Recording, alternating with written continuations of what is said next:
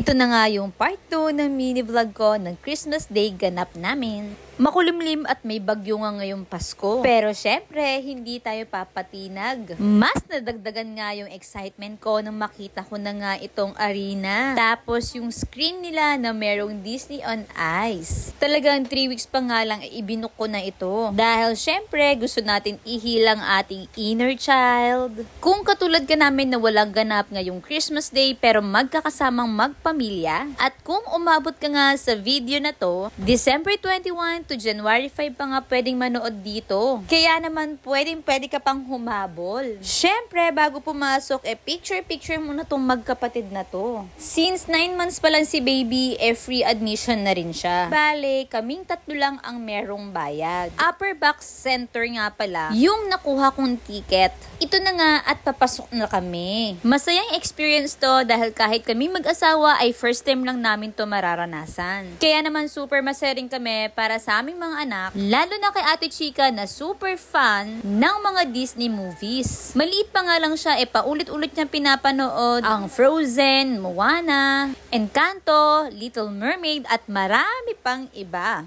Kaya naman kapag nagkakaroon ng part 2 or season 2 yung palabas, talaga namang inaabangan din talaga namin sa sinihan. Nagkamali pa nga kami ng pinasok dahil nasa gilid nung unang entry namin. Yung pala ay sa gitna nga pala kami. Hindi ka nga maliligaw dito dahil maraming mag-a-assist sa'yo. Pagpasok pa nga lang namin, bumungad na nga din agad sa amin ang magiging pwesto namin. Once na bumili ka nga ng ticket, hindi mo na kailangan magmadali para pumasok. Dahil nga reserved seating na rin ito. Ito pala yung mga available dates and schedules ng kanilang palabas. So nag-book kami ng 7 p.m. Make sure din na busog na kayo bago kayo pumasok. Pero kung hindi na kaya ng schedule nyo, meron namang mga nagtitinda ng food sa loob. Di bale, ganito nga yung view kapag upper box.